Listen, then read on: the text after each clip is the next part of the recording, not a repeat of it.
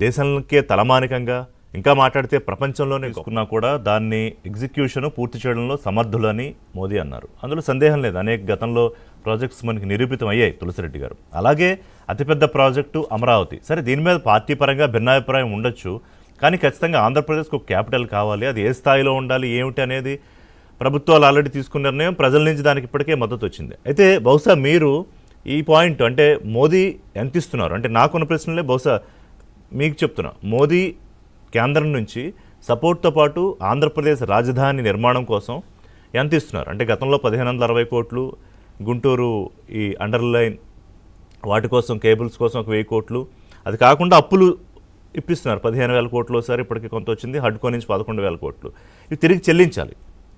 కానీ తిరిగి చెల్లించే అవసరం లేకుండా, అవకాశం లేకుండా కేంద్రం నుంచి రాష్ట్రానికి వచ్చే సహకారం మనం చర్చించాల్సింది. పాయింట్ నెంబర్ 2, ఇప్పటికే రాష్ట్రానికి రావాల్సిన నిధులు, పెండింగ్ నిధులు, విభజన హామీల్లో ఇంకా మనకి రావాల్సినవి. బహుశా దీని మీద మాట్లాడుకుంటే బెటరా తులసిరెడ్డి గారు? అంటే మీరు ఇది మాట్లాడి నేను నిర్దేశించట్లా. ఖచ్చితంగా ఇప్పుడు మీరు చెప్పినట్లు ఆంధ్రప్రదేశ్ పునర్వ్యవస్థీకరణ చట్టంలో సెక్షన్ 94 సబ్సెక్షన్ 3 చాలా స్పష్టంగా the central government shall provide special financial support for the creation of essential facilities in the new capital of the successor state of Andhra Pradesh, including Raj Bhavan, High Court, Government Secretariat, Legislative Assembly, Legislative Council, and such other essential infrastructure. ఇంత స్పష్టంగా వచ్చేసి ఆంధ్రప్రదేశ్ పునర్వ్యవస్థ చట్టంలో section 94 subsection 3 కింద ఉంది. But ఇది మొత్తం వచ్చేసి రాజధానికి సంబంధించి ఎవ్రీథింగ్ ఇప్పుడు చెప్పినట్టన్ని కూడా కేంద్ర ప్రభుత్వం నిధులతో చేయాలి. ఆ ప్రకారంగా నిన్న శంకుస్థాపన చేసినట్టు 2 రకాలు, రాజధానికి సంబంధించినటువంటి ఒక రకము, ఇంకో రకము. నేను రాజధానికి సంబంధించి మాత్రమే 49,040 కోట్లతో శంకుస్థాపన చేశాను. అంతకుముందు 2014-19 మధ్య రాష్ట్ర ప్రభుత్వము 5,000 కోట్లు ఖర్చు పెట్టింది. కాబట్టి ఇప్పుడు నిన్న శంకుస్థాపన చేసినవి ప్లస్ అది కలుపుకుంటే 54,040 కోట్లు. దీంట్లో కేంద్ర ప్రభుత్వం ఇచ్చింది 2,500 కోట్లు, 1,500 రాజధానికి, 1000 కోట్లు వచ్చేసి 1,500 కోట్లు, 1000 కోట్లు వచ్చేసి గుంటూరు డ్రైనేజ్కి, ఇక్కడ 2,500 కోట్లు.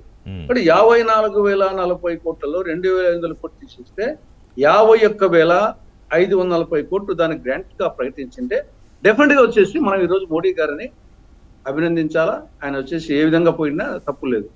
కానీ అది లేకుండా ఇవ్వాల్సింది కొండంతా, ఇచ్చింది గోరంతా. కాబట్టి డెఫినెట్ గా వచ్చేసి బాధాకరం కదా. ఇప్పుడు చిన్నపిల్లలు ఏడ్చేటప్పుడు పెద్దోళ్ళు చేస్తారు, చక్కెలి గింతలు పెడతా అంటారు, అరచే తీసుకొని ఇది ఆబు అనుకో, ఇది నెయ్యి అనుకో, ఇది పప్పు అనుకో అని చెప్పి చక్కెలి గింతలు పెడతారు. ఆ విధంగా డబ్బేమి ఇవ్వకుండా ఆడ అన్నం పెట్టింది లేదు, నెయ్యి వేసింది లేదు, పప్పు వేసింది లేదు, అనుకో అనుకో అనుకో అని చెప్పేసి ఆ ఇచ్చింది 2,500 కోట్లు. కానీ ఇప్పుడు నేను శంకుస్థాపన చేసింది 49,40 కోట్లు. బట్ ఇప్పుడు ఆ విధంగా రాష్ట్రానికి వచ్చేసి మాటలు చెప్తున్నారు, వచ్చేసి ఇది దేశానికి ఇంజిన్, ఇది శక్తి అని చెప్తున్నారు. వచ్చేసి చంద్రబాబు నాయుడు గారు చాలా సాంకేతికంగా టెక్నాలజీ ముందు డబ్బు ఇచ్చేసి గ్రాంట్గా ఇచ్చేసి ఎన్ని మాట్లాడితే దానికి అర్థం ఉంటుంది. కానీ తర్వాత ముందు ఓన్లీ పొగట్టలే మిగిలిపోతున్నాయినా, అంతే కదా. ఇప్పుడు స్పష్టంగా తెలుస్తుంది కదా చట్టం ఏం చెప్తుంది. మనం వచ్చేసి చట్టంలో లేకుండా అడగడం లేదు. తర్వాత 11 సంవత్సరాలుగా మీరే ఉన్నారు. వేరే వాళ్ళు నిన్నగాక మొన్న వచ్చింటే సరే ఆయన నిన్నగాక మొన్న వచ్చాడు అనుకోవచ్చు.